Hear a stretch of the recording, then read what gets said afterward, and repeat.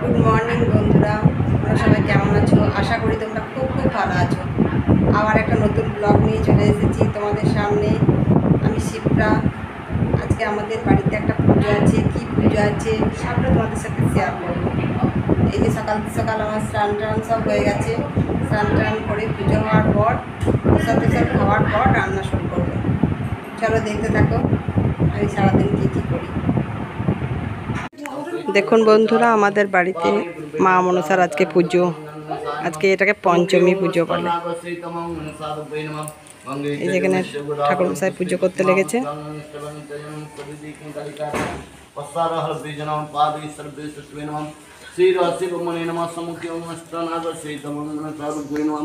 ओम नमो पत्रस्मिन् मनसादीन नानादवता पूजा पूर्वक श्री श्री मनसा देवी की पूजा करनी। ओम पुण्णाहं पुण्णाहं पुण्णाहं। ओम नमो तत्वस्मिन् मनसादीन नानादवता पूजा पूर्वक श्री श्री मनसा देवी की पूजा करनी। स्वस्ति ओम स्वस्ति। ओम नमः स्वस्ति नंद्र विद्या सभा स्वस्ति न पुरुष विश्ववेदा स्वस्ति न नस्तकै अरिष्टानमे बृहस्पति ददातु अंगं स्तवं सुरिदि किंकलिकाय नमः। ओम नमः ब्रह्मा पंचजमहिं सुगंधि पुष्पवर्धनम् उर्वारुमासिम अमृतातीदं स्नातयनम्। ओम नमः अष्टनागसहितं मनसारूपेण विधामे नमः। ओम नमः खर्वं स्थलचनङ्गचन्द्रवदनं लम्बोदरं सुन्दरं प्रसन्नं मधुव्यालनं नन्दागर्विदायतरी सिन्दूरसवाकरं वन्दे शैलस्तासुन्मतिं सिद्धिप्रदं कामस्कन्दस्वङ्गं गङ्गं सावैः विधामे नमः। पद्मं गङ्गं सावै नमः। धूपदीपशिखं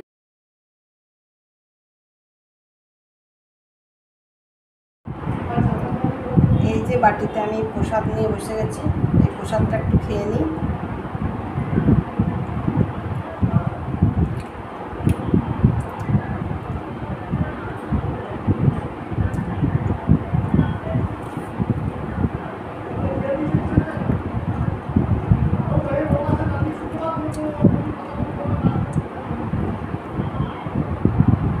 তোমাদের কাদের কাদের বাড়িতে এই পুজোটা হয় আমাকে একটু কমেন্ট করে জানিও।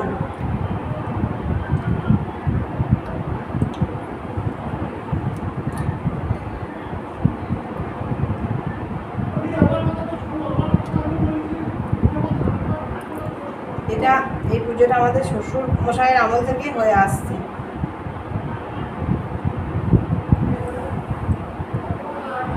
সকালে জল খাবার খেয়ে রান্নাটা বসিয়ে দিলাম। আজকে নিরামিষ রান্না করব, যেহেতু বাড়িতে পুজো হয়েছে।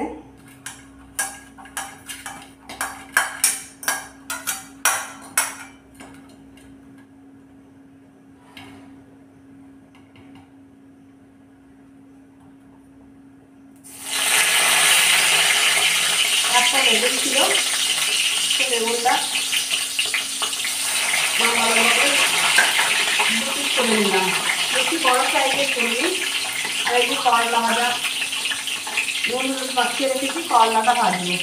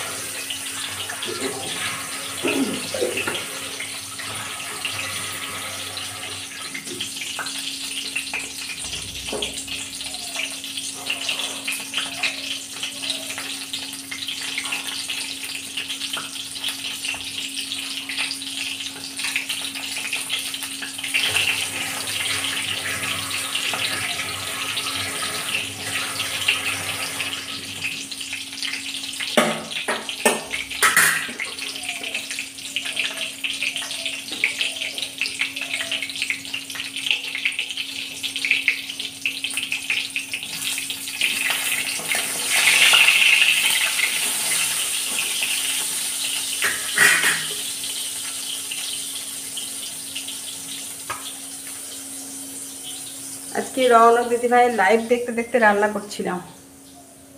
আজকে প্রথম রৌনক দিদিভাই লাইভ করছিল, সেটা দেখতে দেখতে রান্না করছিলাম।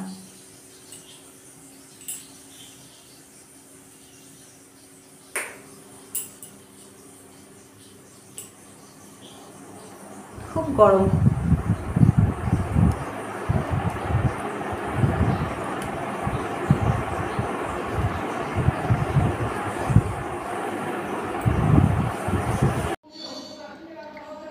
ভাত নামিয়ে দিলাম। এখানে করলা ভাজা, বেগুন ভাজা রেডি। এখানে একটু আলু পোস্ত চাপিয়েছি। বসে গেছি। আমার সবচেয়ে প্রিয় খেতে ভালো লাগে দই ভাত খেতে।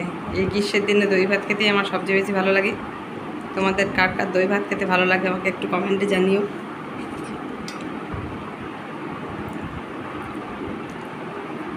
যে কোনো সবজি থাকলেও আমার দই ভাত খেতেই সবচেয়ে বেশি ভালো লাগে।